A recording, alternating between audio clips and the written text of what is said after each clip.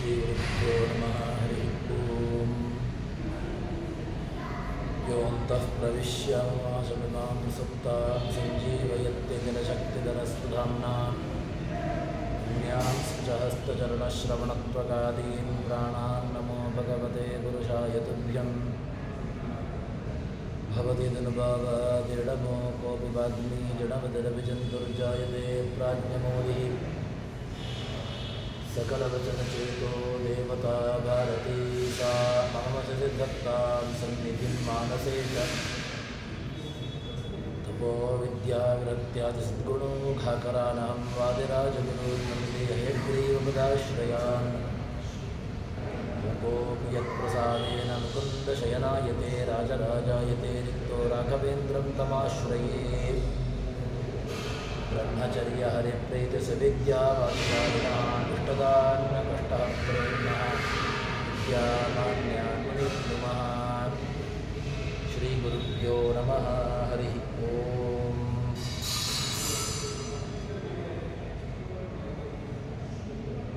ಭಗವಂತನ ಸನ್ನಿಧಾನ ಇರತಕ್ಕಂತಹ ಸ್ಥಳಗಳನ್ನು ಹೇಳಿದರು. ಪೃಥಿವೀ ಜಲ ಶಿಖಿ ಪವನ ತಾರಾಪಥ ನವಗ್ರಹ ಯೋಗ ಕರ್ಣ ಭ ತಿಥಿ ಸಿತಾಸಿತ ಪಕ್ಷ ಸಂಕ್ರಮ ಅವನ ಅಧಿಷ್ಠಾನ ಎಂಬುದಾಗಿ ಭಗವಂತನ ಅಧಿಷ್ಠಾನಕ್ಕೆ ಇದೆಲ್ಲವೂ ಕೂಡ ಒಂದು ಮೂಲ ಕಾರಣಗಳು ಎಂಬುದಾಗಿ, ಅಂದರೆ ಭಗವಂತ ಎಲ್ಲ ವ್ಯವಸ್ಥೆಗಳಲ್ಲಿಯೂ ಕೂಡ ತಾನಿರ್ತಾನೆ ಎಂಬುದನ್ನು ಹೇಳಿದರು. ಅದಾದ ಮೇಲೆ ಜಗನ್ನಾಥದಾಸರು ಶಾಲಗ್ರಾಮದಲ್ಲಿರತಕ್ಕಂತಹ ಭಗವದ್ ಅಧಿಷ್ಠಾನ ಅದನ್ನು ಅಗ್ನಿಯ ದೃಷ್ಟಾಂತವನ್ನು ಹೇಳುವ ಮೂಲಕವಾಗಿ ನಮಗೆ ಅದೇ ರೀತಿಯಾಗಿ ಶಾಲಿಗ್ರಾಮದಲ್ಲಿ ಭಗವಂತನ ಸನ್ನಿಧಾನ, ಭಗವಂತನ ರೂಪ ಎಷ್ಟು ಇದೆ ಎಂಬುದನ್ನು ಕೂಡ ಹೇಳ್ತಾರೆ.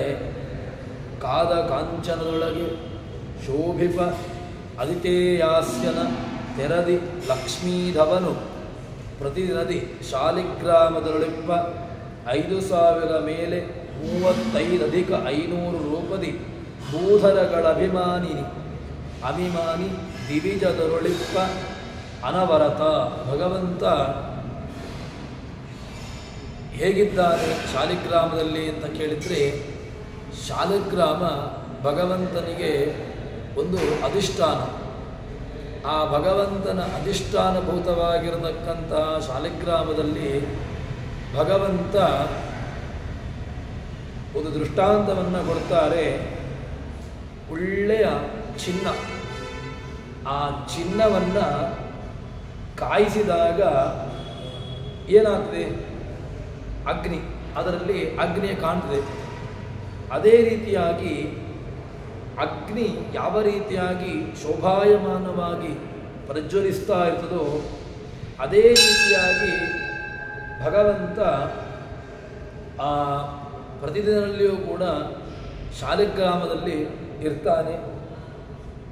ಅದರಲ್ಲಿ ಎಷ್ಟು ರೂಪದಿಂದ ಇರ್ತಾನೆ ಅಂತ ಕೇಳಿದರೆ 5,535 ರೂಪಗಳಿಂದಾಗಿ ಭಗವಂತ ಇರ್ತಾನೆ ಅಂತ ಹೇಳ್ತಾರೆ. 5,535 ರೂಪಗಳು. ಇದು ಅಭಿಮಾನಿ ಯಾವುದು? ತನ್ನ ವಿಶಿಷ್ಟವಾಗಿರತಕ್ಕಂತಹ ವಿಭೂತಿ ರೂಪವನ್ನು ತಾನು ಆ ಸಾಲಗ್ರಾಮದಲ್ಲಿ ಇರಿಸಿ ಅದರಲ್ಲಿ ತಾನಿರ್ತಾನೆ ಎಂಬುದಾಗಿ ಹೇಳ್ತಾರೆ.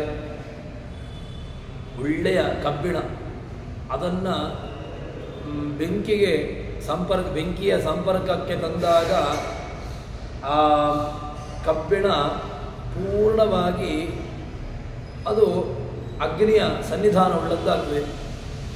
ಅಗ್ನಿಯ ಸನ್ನಿಧಾನ ಅದರಲ್ಲಿ ವಿಶೇಷವಾಗಿ ಬರ್ತದೆ. ಅದೇ ರೀತಿಯಾಗಿ ಆ ಸಾಲಿಗ್ರಾಮದಲ್ಲಿಯೂ ಕೂಡ ಭಗವಂತನ ಸನ್ನಿಧಾನ ವಿಶೇಷವಾಗಿ ಇರುವಂತಹದ್ದು.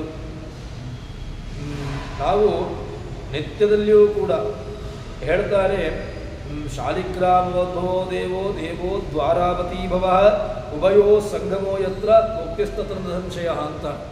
ಶಾಲಗ್ರಾಮ, ಅದೇ ರೀತಿಯಾಗಿ ಚಕ್ರಾಣಿಕೆ, ಈ ರೀತಿಯಾಗಿ ಇದನ್ನು ನಿತ್ಯದಲ್ಲಿಯೂ ಕೂಡ ಯಾರು ತನ್ನ ನಿತ್ಯಾರ್ಚನೆಯಲ್ಲಿಯೂ ಇಟ್ಟುಕೊಳ್ಳುತ್ತಾನೋ ಅವನು ನಿಶ್ಚಿತವಾಗಿಯೂ ಕೂಡ ಭಗವಂತನನ್ನು ಸೇರ್ತಾನೆ ಎಂಬುದಾಗಿ ಕೃಷ್ಣಾಮೃತ ಮಹಾರ್ಣವದಲ್ಲಿ ಆಚಾರ್ಯರು ನಮಗೆ ಆ ಭಗವಂತನ ಶಾಲಗ್ರಾಮದ ಮಹತ್ವವನ್ನು ತಿಳಿಸಿಕೊಡುತ್ತಾರೆ.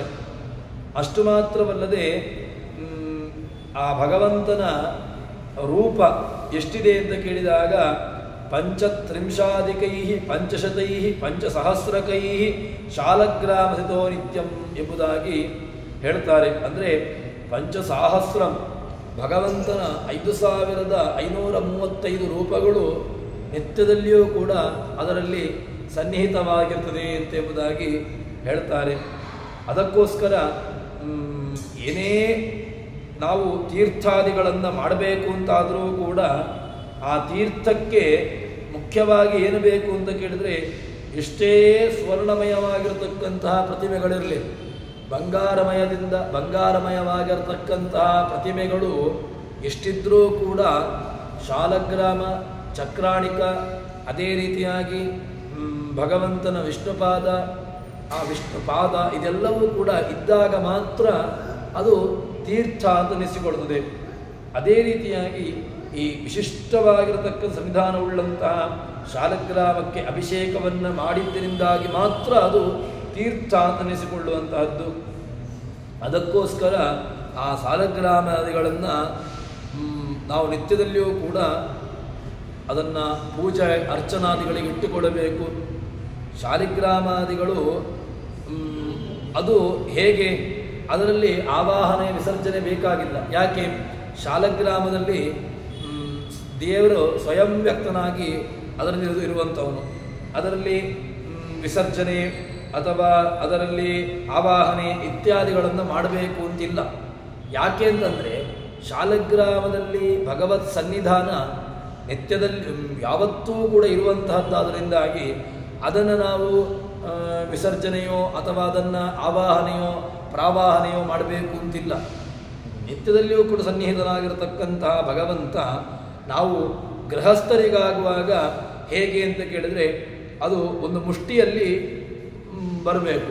ಮುಷ್ಟಿಯ ಒಳಗೆ ಆ ಸಾಲಿಗ್ರಾಮ ಮುಚ್ಚುತ್ತದೆ ಅಂತಾದರೆ ಆವಾಗ ಅದು ಅಂತಹ ರೂಪಗಳನ್ನು ಗೃಹಸ್ಥರಿಂದ ಅದು ಪೂಜೆಗೆ ಯೋಗ್ಯ. ಹೀಗೆ ಆ ವಾಸುದೇವ, ನರಸಿಂಹ ಇತ್ಯಾದಿ ಬೇರೆ ಬೇರೆ ರೀತಿಯಾಗಿರತಕ್ಕಂತಹ ಶಾಲಗ್ರಾಮಾದಿಗಳು ಇದೆ. ಅದರಲ್ಲಿ ಈ ಭಗವಂತನನ್ನು ನಾವು ಯಾವತ್ತೂ ವಿಶೇಷವಾಗಿ ಅದನ್ನು ಆವಾಹನೆ, ಅರ್ಚನೆ ಇತ್ಯಾದಿಗಳನ್ನು ಮಾಡಬೇಕು ಎಂಬುದಾಗಿ ಹೇಳುತ್ತಾರೆ. ಅದಾದ ಮೇಲೆ ಕಾದ ಕಬ್ಬಿಣವನ್ನು ಕೂಡ ನಿಯಾಮಕವಾಗಿ ಹೇಳುತ್ತಾರೆ. ಯಾಕೆ ಅಂತಂದರೆ ಕಬ್ಬಿಣದಲ್ಲಿ ವಿಶೇಷವಾಗಿ ನಾವು ಅಗ್ನಿಯ ಸಂಪರ್ಕವನ್ನು ತಂದಾಗ ಆ ಕಬ್ಬಿಣ ಅಗ್ನಿಯ ಸಂಪರ್ಕಕ್ಕೆ ಒಳಗಾಗಿ ತಾನೂ ಕೂಡ ತುಂಬ ಕೆಂಪಗಾಗಿಬಿಡ್ತದೆ. ಅಂದರೆ ಅಗ್ನಿಯ ಸನ್ನಿಧಾನವನ್ನು ತನ್ನಲ್ಲಿ ಇರಿಸಿಕೊಳ್ತದೆ. ಅದೇ ರೀತಿಯಾಗಿ ಭಗವಂತನೂ ಕೂಡ ಪೂರ್ತಿಯಾಗಿ ಜೀವರಾಶಿಗಳಲ್ಲಿ ತಾನು ವ್ಯಾಪಿಸಿ ಅದರಲ್ಲಿ ನಿಯಾಮಕನಾಗಿ ತಾನಿರ್ತಾನೆ ಎಂಬುದಾಗಿ ನಮಗೆ ಜಗನ್ನಾಥದಾಸರು ಭಗವಂತನ ಸನ್ನಿಧಾನವನ್ನು ಸಾಲಿಗ್ರಾಮದಲ್ಲಿ ಇರುವಂತಹ ರೀತಿ, ಅದೇ ರೀತಿಯಾಗಿ ಸಾಲಿಗ್ರಾಮದಲ್ಲಿ ಭಗವಂತನ ಇರುವಂತಹ ಆ ರೂಪ, ಅದರ ಸಂಖ್ಯೆ ಇದನ್ನು ತಿಳಿಸಿಕೊಟ್ರು. ಅದಾದ ಮೇಲೆ ಭಗವಂತನ ಮುಂದೆ ಹೇಳ್ತಾ ಇದ್ದಾರೆ, ಪ್ರತಿಮೆಗಳಲ್ಲಿ ಭಗವದ್ ರೂಪಗಳು ಎಷ್ಟು, ಅದರಲ್ಲಿ ಎಷ್ಟು ಭಗವದ್ ರೂಪಗಳಿರ್ತವೆ ಅಂತ ಕೇಳಿದರೆ ಶ್ರೀರಮಣ ಪ್ರತಿಮೆಗಳೊಳಗೆ 13 ಮೇಲೈನೂರು ರೂಪವ ಧರಿಸಿ ಇಪ್ಪನು ಆಹಿತಾಚಲದಿ ದಾರು ಮಥನಗೈವೆ ಭಾವಕ ತೋರುವಂತೆ ಪ್ರತೀಕ ಸುರರುಳು ತೋರುತಿಪ್ಪನು ತತ್ತದ ಆಕಾರದಲ್ಲಿ ನೋಳ್ಪರಿಗೆ. ಭಗವಂತ ಆ ಶ್ರೀರಮಣ, ಆ ಲಕ್ಷ್ಮೀರಮಣನಾಗಿರತಕ್ಕಂತಹ ಭಗವಂತ ಪ್ರತಿಮೆಯಲ್ಲಿ 513 ರೂಪಗಳು, ಭಗವಂತ ಅದಕ್ಕೆ ಪಂಚರಾತ್ರದ ಪ್ರಮಾಣವನ್ನು ಕೊಡುತ್ತಾರೆ. ತ್ರಯೋದಶಾಧಿಕಂ ರೂಪಂ ಶತಪಂಚಕ ಸಮಾಹಿತೆ ಅರ್ಚಾಯಾಂ ಚಿಂತನೀಯಂ ಸ್ಯಾದ್ರೂಪಾಣ ಪರಮಾತ್ಮನಃ ತ್ರಯೋದಶೋತ್ತರಂ ಪಂಚಶತಂ ಶಾಸ್ತ್ರಾರ್ಥ ಕೋವಿದೈ. ಭಗವಂತನನ್ನು ನಾವು ಚಿಂತನೆ ಮಾಡಬೇಕು ಅಂತಾದರೆ ಎಷ್ಟು ಅಂತ ಕೇಳಿದರೆ 513 ರೂಪಗಳನ್ನು ಪ್ರತಿಮೆಯಲ್ಲಿ ಇರಿಸಿದ್ದಾನೆ.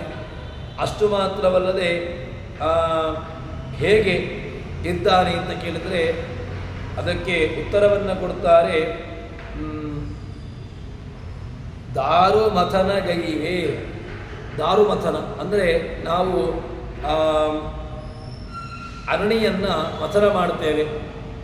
ಅರಣಿಯನ್ನು ಮಥನ ಮಾಡಿದಾಗ 2 ಕಾಷ್ಠಗಳನ್ನು, ಕಾಷ್ಠಾದಗ್ನಿರ್ಜಾಯತೆ ಮಧ್ಯಮಾನಾತ್, 2 ಕಾಷ್ಠಗಳನ್ನು ಇಟ್ಟುಕೊಂಡು ಅದನ್ನು ಮಥಿಸಿದಾಗ ಅಗ್ನಿಯು ಉದ್ಭವ ಆಗ್ತದೆ.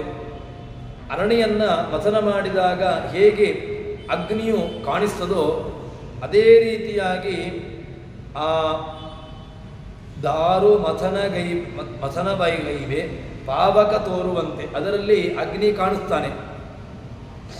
ಅದೇ ರೀತಿಯಾಗಿ ಪ್ರತಿಮೆಗಳಲ್ಲಿಯೂ ಕೂಡ ಆಯಾಯ ಪ್ರತೀಕಗಳಲ್ಲಿ ಭಗವಂತ ಕಾಣಿಸಿಕೊಳ್ತಾನೆ.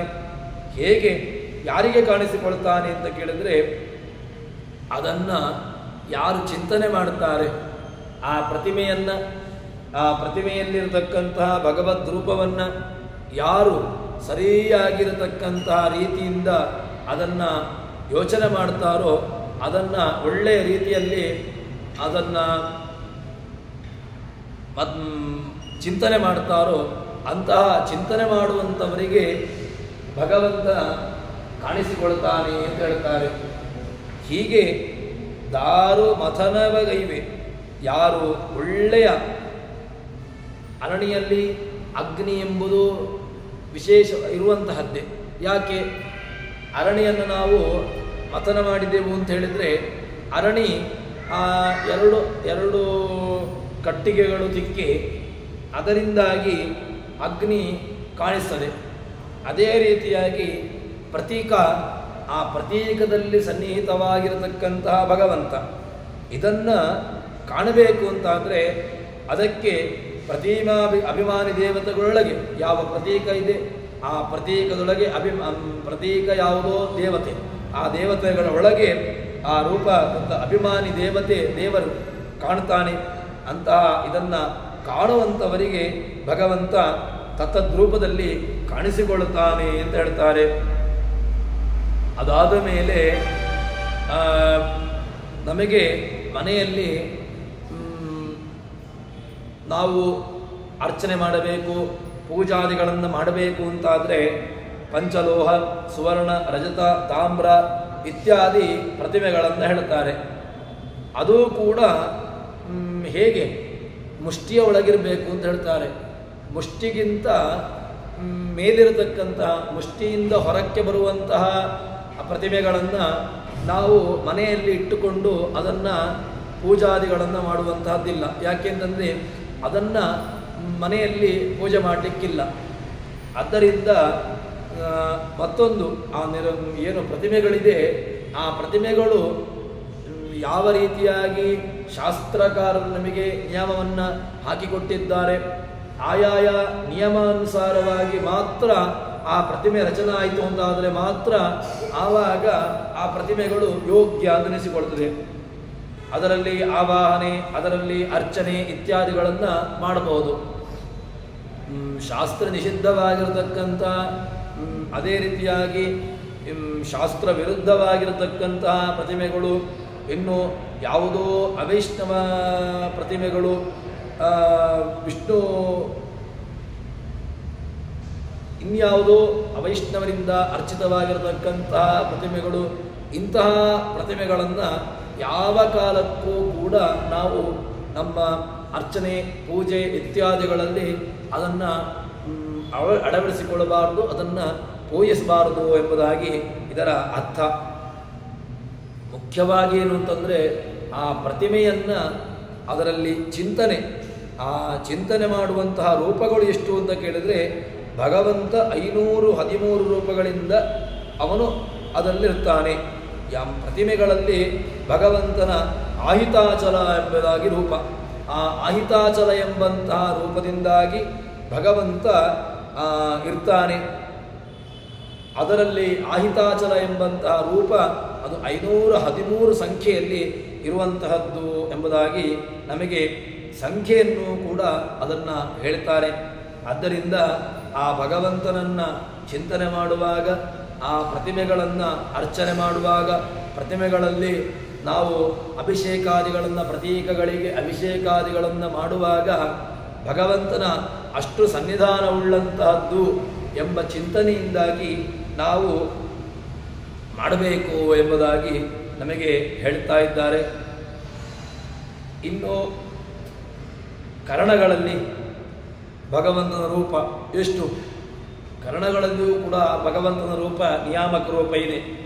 ಎಷ್ಟು ಅಂತ ಕೇಳಿದರೆ ಅದನ್ನು ಸಂಖ್ಯೆಯನ್ನು ಹೇಳ್ತಾರೆ. ಉಪಕರಣಗಳಲ್ಲಿ ಕರಣನೀಯ ನಿಯಾಮಕನು ತಾ ಉಪಕರಣದೊಳಗೆ 52,014 ಅಧಿಕ ಶತರೂಪಗಳನ್ನು ಧರಿಸಿ ಇರುತಿಹನು ತದ್ರೂಪ ತನ್ನಾಮಕಗಳರಿತು ಪೂಜಿಸ್ತಿಹರ ಪೂಜೆಯ ನಿರುತ ಕೈಗೊಂಬನು ತೃಷಾರ್ಥನು ಜಲವಗೊಂಬಂತೆ.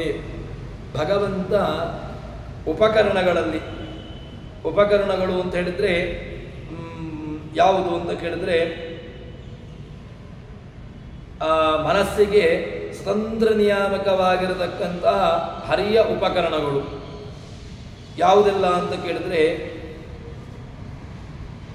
ಇಂದ್ರಿಯ, ಅಂತಃಕರಣ, ಮನಸ್ಸು, ಬಾಹ್ಯ ಇಂದ್ರಿಯವಾಗಿರತಕ್ಕಂತಹ ಜ್ಞಾನೇಂದ್ರಿಯಗಳು, ಇನ್ನು 5 ಕರ್ಮೇಂದ್ರಿಯಗಳು, ಉಪಕರಣ, ಇದೆಲ್ಲವನ್ನು ಕೂಡ ಉಪಕರಣ ಅಂತ ಹೇಳ್ತಾರೆ. ಇನ್ನೊಂದು ಏನು ಅಂತ ಕೇಳಿದರೆ ನಾವು ದೇವರ ಪೂಜೆಗೋಸ್ಕರವಾಗಿ ನಾವು ಯಾವುದನ್ನು ಉಪಯೋಗಿಸ್ತೇವೆಯೋ ಅದೂ ಕೂಡ ಭಗವಂತನ ಪೂಜೆಗೆ ಉಪಯೋಗಿಸುವಂತಹದ್ದು ಕರ್ಣ ಅಂದರೆ ಸಾಮಗ್ರಿಗಳು. ಅದನ್ನು ಕೂಡ ನಾವು ಭಗವಂತನ ಸನ್ನಿಧಾನವುಳ್ಳದ್ದು ಎಂಬುದಾಗಿ ಅದನ್ನು ಹೇಳ್ತೇವೆ. ಎಷ್ಟು ರೂಪಗಳಿದೆ ಅಂತ ಕೇಳಿದರೆ ಮನಸ್ಸಿಗೆ ಸ್ವತಂತ್ರ ನಿಯಾಮಕವಾಗಿರತಕ್ಕಂತಹ ಭಗವಂತನ ಆ ಹರಿ ಉಪಕರಣಗಳು ಅಂತ ಯಾವುದು ಅಂತ ಕೇಳಿದರೆ ದಶ ಇಂದ್ರಿಯಗಳು, ಒಂದು ಪಂಚಜ್ಞಾನೇಂದ್ರಿಯಗಳು, ಪಂಚಕರ್ಮೇಂದ್ರಿಯಗಳು, ಅದರ ಜೊತೆಗೆ ಮನಸ್ಸು ಒಂದು ಸೇರಿಕೊಂಡು 11. ಈ 11 ಇಂದ್ರಿಯಗಳಲ್ಲಿ ಭಗವಂತ ಎಷ್ಟು ರೂಪದಿಂದ ಇರ್ತಾನೆ ಅಂತ ಕೇಳಿದರೆ 52,114 ರೂಪಗಳು. ಭಗವಂತ ಈ ಎಲ್ಲ ವ್ಯವಸ್ಥೆಗಳಲ್ಲಿಯೂ ಕೂಡ ನಮಗೆ ನಿಯಾಮಕನಾಗಿದ್ದುಕೊಂಡು ಆಯಾಯ ರೂಪಗಳನ್ನು ಧಾರಣೆ ಮಾಡಿ ಅಷ್ಟು ರೂಪಗಳನ್ನು ಧಾರಣೆ ಮಾಡಿಕೊಳ್ತಾನೆ. ಏನು 10 ಇಂದ್ರಿಯಗಳು, 10 ದಶ ಜ್ಞಾನೇಂದ್ರಿಯಗಳು, 5 ಕರ್ಮೇಂದ್ರಿಯಗಳು, 5 ಜ್ಞಾನೇಂದ್ರಿಯಗಳು, ಮನಸ್ಸು ಒಂದು ಸೇರಿಸಿಕೊಂಡು 11 ಒಂದಿಟ್ಟುಕೊಳ್ಳುವ ಈ 5 ಜ್ಞಾನ ಮತ್ತು ಕರ್ಮಗಳನ್ನು ವಿಷಯೀಕರಿಸುವಂತಹ ಏನು ಇಂದ್ರಿಯಗಳಿದೆ ಅದರಲ್ಲಿ ಭಗವಂತ 52,115 ರೂಪಗಳನ್ನು 114 ರೂಪಗಳನ್ನು ತಾನು ಇಟ್ಟುಕೊಂಡಿದ್ದಾನೆ. ಅಂತಹ ಆ ರೂಪಗಳು ಅದನ್ನು ಹೇಗೆ ನಾವು ಸ್ವೀಕಾರ ಮಾಡಬೇಕು ಅಂತ ಕೇಳಿದರೆ ಇರುತಿಹನು ತದ್ರೂಪ ತನ್ನಾಮಕಗಳರಿತು ಅದನ್ನು ತಿಳ್ಕೊಳ್ಳೋದು ಮಾತ್ರವಲ್ಲ, ಅದನ್ನು ಸರಿಯಾಗಿ ಆ ರೂಪಗಳನ್ನು ತಿಳ್ಕೊಳ್ಳಬೇಕು, ತಿಳ್ಕೊಂಡು ಅದನ್ನು ಉಪಾಸನೆ ಮಾಡಬೇಕು. ಯಾಕೆ ಅಂತಂದರೆ ಯಾವುದೇ ಒಂದು ರೂಪವನ್ನು ನಮಗೆ ಶಾಸ್ತ್ರಕಾರರು ಕೊಟ್ಟಿದ್ದಾರೆ ಅಂತಂದರೆ ಯಾಕೆ ಕೊಡ್ತಾರೆ ಅಂತ ಕೇಳಿದರೆ ಅದನ್ನು ಚಿಂತನೆ ಮಾಡಬೇಕು ಅಂತ. ಆ ರೂಪಗಳನ್ನು ಚಿಂತನೆ ಮಾಡಿದರೆ ಮಾತ್ರ ಆವಾಗ ಆ ಭಗವಂತನ ಜ್ಞಾನ ನಮಗೆ ಬರಲಿಕ್ಕೆ ಸಾಧ್ಯ. ಅದಕ್ಕೋಸ್ಕರವಾಗಿ ಆ ಭಗವಂತನನ್ನು ಕಾಣಬೇಕು, ಭಗವಂತನನ್ನು ತಿಳ್ಕೊಳ್ಳಬೇಕು. ತಿಳ್ಕೊಂಡಾಗ ಆ ಭಗವಂತನ ಸನ್ನಿಧಾನಯುಕ್ತವಾಗಿರ್ತಕ್ಕಂಥ ಎಲ್ಲವುಗಳು ಕೂಡ ಭಗವಂತ ಎಲ್ಲೆಲ್ಲಿ ಇದ್ದಾನೋ ಆ ಎಲ್ಲ ರೂಪಗಳಲ್ಲಿಯೂ ಕೂಡ ತತ್ತದ್ ರೂಪಗಳಿಂದಾಗಿ ಅವನಿದ್ದಾನೆ ಎಂಬುದನ್ನು ನಾವು ಅರಿತುಕೊಳ್ಳಬೇಕು. ಹೇಗೆ ಇದನ್ನು ಯಾರು ಸ್ವೀಕಾರ ಮಾಡ್ತಾರಪ್ಪ? ಎಲ್ಲರೂ ಕೂಡ ಸ್ವೀಕಾರ ಮಾಡ್ತಾರೆ ಇದನ್ನು ಅಂತ ಕೇಳಿದ್ರೆ ಇಲ್ಲ. ಯಾರು ಸ್ವೀಕಾರ ಮಾಡ್ತಾರೆ ಅಂತ ಕೇಳಿದರೆ ಬಾಯಾರಿದವನು ತೃಷಾರ್ಥನು ಜಲವ ಕೊಂಬಂತೆ. ಹೊಟ್ಟೆ ತುಂಬಿದವನಿಗೆ ಊಟ ಹಾಕಿದರೆ ಏನು ಪ್ರಯೋಜನ? ಯಾಕೆ ಅಂತಂದರೆ ಹೊಟ್ಟೆ ತುಂಬಿದವನಿಗೆ ಅವನಿಗೆ ಊಟ ಹಾಕಿದ್ರೂ ಕೂಡ ಏನು ಪ್ರಯೋಜನ ಆಗೋದಿಲ್ಲ. ಯಾಕೆ? ಹೊಟ್ಟೆ ತುಂಬಿದೆ. ಇದನ್ನು ಯಾರು ಮತ್ತೆ ಒಳ್ಳೆಯ ಬಾಯಾರಿಕೆ ಹಸಿವು ಆಗಿರಬೇಕು. ಬಾಯಾರಿಕೆ ಆದವನು ಅವನು ಹೇಗೆ ಜಲಕ್ಕಾಗಿ ಒದ್ದಾಡ್ತಾನೋ, ಜಲವನ್ನು ಕುಡಿಯಬೇಕು, ನೀರು ಕುಡಿಯಬೇಕು, ನನ್ನ ತೃಷಾ ಪರಿಹಾರ ಆಗಬೇಕು ಅಂತ ಎಂಬುದಾಗಿ ಹೇಗೆ ಅವನು ಆ ನೀರಿಗೋಸ್ಕರವಾಗಿ ತಾನು ಕಷ್ಟವನ್ನು ಪಡ್ತಾನೋ, ಹಸಿವೆಯಾದವನು ಆ ಹಸಿವನ್ನು ನೀಗಬೇಕು ಎಂಬಂತಹ ದೃಷ್ಟಿಯಿಂದಾಗಿ ಯಾವ ರೀತಿಯಾಗಿ ತಾನು ಆ ಹಸಿವನ್ನು ನೀಗಿಸಲಿಕ್ಕೋಸ್ಕರವಾಗಿ ತಾನು ಎಷ್ಟು ಪ್ರಯತ್ನವನ್ನು ಪಡ್ತಾನೋ, ಅದೇ ರೀತಿಯಾಗಿ ಶಾಸ್ತ್ರಗಳ ಚಿಂತನೆ ಯಾರಿಗೆ ಅಂತ ಕೇಳಿದರೆ ಬೇಕಾದವರಿಗೆ ಮಾತ್ರ.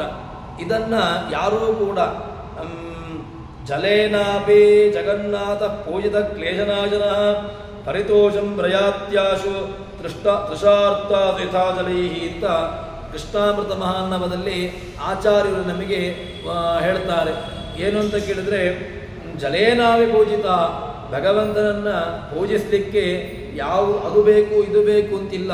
ಭಗವಂತನನ್ನು ಪೂಜೆ ಮಾಡಲಿಕ್ಕೆ ಜಲೇನಾಪಿ ಸಲಿಲೇನಾಪಿ ಪೂಜಿತ, ಭಗವಂತನನ್ನು ನೀರಿನಿಂದಾಗಲೂ ಕೂಡಿಸ್ಬೋದು.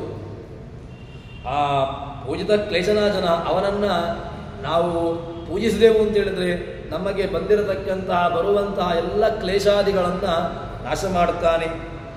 ಪರಿತೋಷಂ ಪ್ರಯತ್ಯಾಶು, ಭಗವಂತ ಶೀಘ್ರವಾಗಿ ಅವನು ಪರಿತೋಷಂ ಪ್ರಯಾತಿ ಆಶು ಪ್ರಯತಿ ತೃಷಾರ್ಥಾದೈ. ಹೇಗೆ ಬಾಯಾರಿದವನು ಅವನು ನೀರನ್ನು ಕುಡಿದಾಗ ಅವನಿಗೆ ಅವನಲ್ಲಿರ್ತಕ್ಕಂತಹ ಕ್ಲೇಶಗಳು ನಾಶವಾಯಿತೋ, ಅದೇ ರೀತಿಯಾಗಿ ನಾವು ಬಾಯಾರಿದವನು ತಾನು ಸ್ವೀಕಾರವನ್ನು ಮಾಡ್ತಾನೆ. ಅದಕ್ಕೆ ಇಲ್ಲಿ ಶಾಸ್ತ್ರಗಳನ್ನು ಹೇಗೆ ಅಂತ ಕೇಳಿದರೆ ಬಾಯಾರಿಕೆ ಅದರಲ್ಲಿಯೂ ಕೂಡ ಅದೆಲ್ಲ ಹೇಗೆ ಅಂತ ಕೇಳಿದರೆ ದೃಷ್ಟಾಂತವನ್ನು ಪೂರ್ಣವಾಗಿ ನಾವು ಇಟ್ಟುಕೊಳ್ಳಬಾರದು.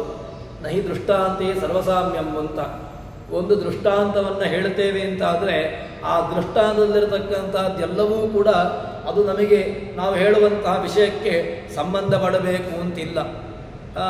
ದೃಷ್ಟಾಂತದಲ್ಲಿರತಕ್ಕಂತಹ ಕಿಂಚಿತ್ ಸಾಮ್ಯ ಅದು ಸಾಕಾಗ್ತದೆ. ಅದೇ ರೀತಿಯಾಗಿ ಇಲ್ಲಿ ನಾವು ಏನನ್ನು ಉಟ್ಟುಕೊಳ್ಳಬೇಕು ಅಂತ ಕೇಳಿದರೆ ಮುಖ್ಯವಾಗಿ ಯಾರಿಗೆ ಶಾಸ್ತ್ರವನ್ನು ತಿಳ್ಕೊಳ್ಬೇಕು ಅಂತ ಇದೆಯೋ ಅಥವಾ ಶಾಸ್ತ್ರದ ಹಿಂದೆನೆ ಹೋಗಿ ಅದನ್ನು ತಾನು ಅಧ್ಯಯನ ಮಾಡಬೇಕು, ಆ ದೃಷ್ಟಾಂತದಲ್ಲಿರ್ತಕ್ಕಂಥ ಏನು ವಿಷಯಗಳನ್ನು ತಾನು ಇನ್ನಷ್ಟು ಅದನ್ನು ಅಧ್ಯಯನ ಮಾಡಬೇಕು ಅಂತ ಯಾರು ಅದರಲ್ಲಿ ಪ್ರಯತ್ನವನ್ನು ಪಡ್ತಾನೋ ಅಂಥವರಿಗೆ ಅದು ಸರಿಯಾಗಿ ಹೊಂದುವಂತಹದ್ದು. ಆದ್ದರಿಂದ ಆ ಭಗವಂತ ಎಲ್ಲ ಯಾರು ಪೂಜಾಧಿಕಾರ ಇಲ್ಲದಿರತಕ್ಕಂಥವರು ಕೂಡ ಹೇಗೆ ಅಂತ ಕೇಳಿದರೆ ಆ ಪೂಜಾ ಸಾಮಗ್ರಿಗಳಲ್ಲಿ ಭಗವಂತನನ್ನು ಪೂಜಾ ಸಾಮಗ್ರಾದಿಗಳಲ್ಲಿಯೂ ಕೂಡ ನಾವು ಅದನ್ನು ತಿಳ್ಕೊಳ್ಬೇಕು ಅಂತ ಹೇಳ್ತಾರೆ. ಯಾಕೆ ಅಂತಂದರೆ ಭಗವಂತನ ಪೂಜಾ ಸಾಮಗ್ರಿಗಳು ಕೂಡ ಭಗವಂತನಷ್ಟೇ ಅದು ಶುದ್ಧವಾಗಿರತಕ್ಕಂಥದ್ದು. ಯಾಕೆ ಅಂತಂದರೆ ಅದರಲ್ಲಿಯೂ ಕೂಡ ನಾವು ಭಗವಂತನ ಚಿಂತನೆ, ಭಗವಂತನಿಗೋಸ್ಕರವಾಗಿರುವಂತಹದ್ದು ಸೋಮಸೂತ್ರ, ಶಂಖ, ಪೀಠ ಇತ್ಯಾದಿಗಳೆಲ್ಲವೂ ಕೂಡ ಭಗವತ್ ಪೂಜೆಗೋಸ್ಕರವಾಗಿ ಇದೆಲ್ಲ ಸಾಮಗ್ರಿಗಳು, ಉಪಕರಣಗಳು. ಭಗವಂತನನ್ನು ಪೂಜೆ ಮಾಡಲಿಕ್ಕೆ ಇದೆಲ್ಲವೂ ಸಾಮಗ್ರಿ, ಸಾಲಕರಣೆ. ಹೇಗೆ ನಮಗೆ ವಿಷಯ ಸನ್ನಿಕರ್ಷವಾಗಲಿಕ್ಕೆ ಚಕ್ಷುರಿಂದ್ರಿಯ ಸನ್ನಿಕರ್ಷ ವಿಷಯಕ್ಕಾಗ್ತದೆ. ಇಂದ್ರಿಯ ಸನ್ನಿಕರ್ಷ ಚಕ್ಷುರಿಂದ್ರಿಯಕ್ಕಾಗಿ ವಿಷಯದ ಜ್ಞಾನ ಬರುವಂತಹದ್ದು. ಯಾವುದೋ ಒಂದು ದೀಪದ ಜ್ಞಾನ ಬರಬೇಕು ಅಂತ ಆದರೆ ದೀಪವನ್ನು ನೋಡಬೇಕು. ದೀಪ ಎಲ್ಲಿಂದ ನೋಡಬೇಕು? ಚಕ್ಷುರಿಂದ್ರಿಯದಲ್ಲಿ ನೋಡಬೇಕು. ಚಕ್ಷುರಿಂದ್ರಿಯ ಸನ್ನಿಕರ್ಷ ದೀಪಕ್ಕಾದಾಗ ಆ ಜ್ಞಾನವನ್ನು ಸ್ವೀಕಾರ ಮಾಡ್ತದೆ.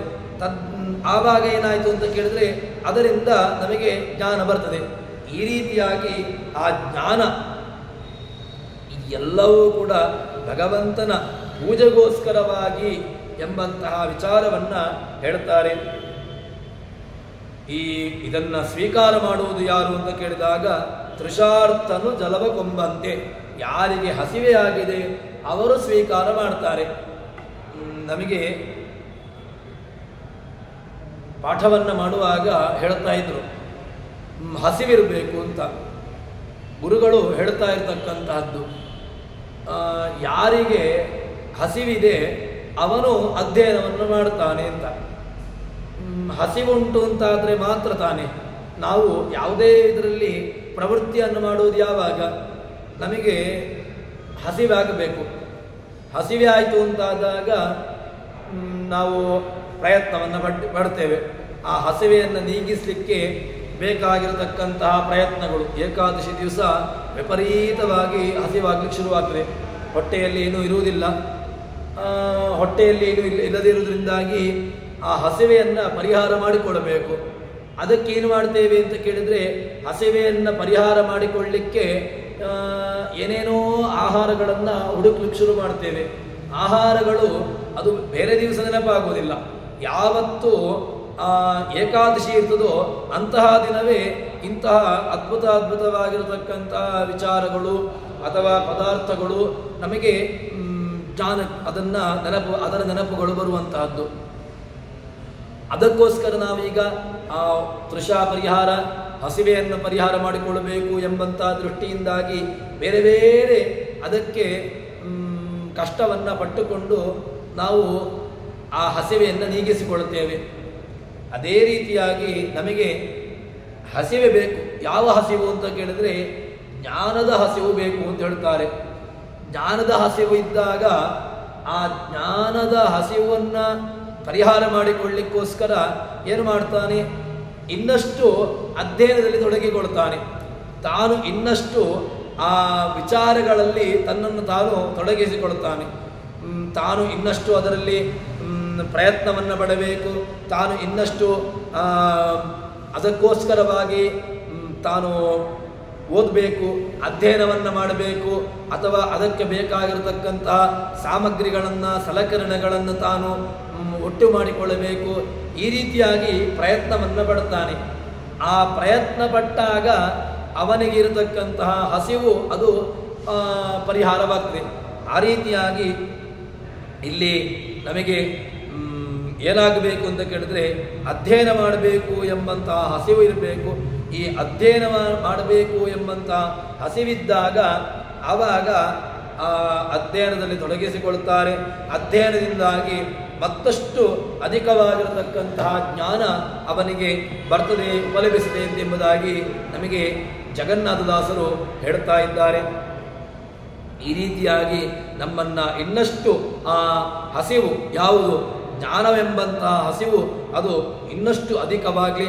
ಆವಾಗ ಆ ಜ್ಞಾನವನ್ನು ಪಡೆದುಕೊಳ್ಳುವಂತಹ ವಿಚಾರಗಳಲ್ಲಿ ಜ್ಞಾನಕ್ಕೆ ಬೇಕಾಗಿರತಕ್ಕಂತಹ ಸಾಮಗ್ರಿಗಳನ್ನು ಇನ್ನಷ್ಟು ಅದನ್ನು ಒಟ್ಟುಪಡಿಸುವಲ್ಲಿ ನಮ್ಮನ್ನು ನಾವು ತೊಡಗಿಸಿಕೊಳ್ಳುತ್ತೇವೆ ಅಂತ ಹೇಳ್ತೇವೆ.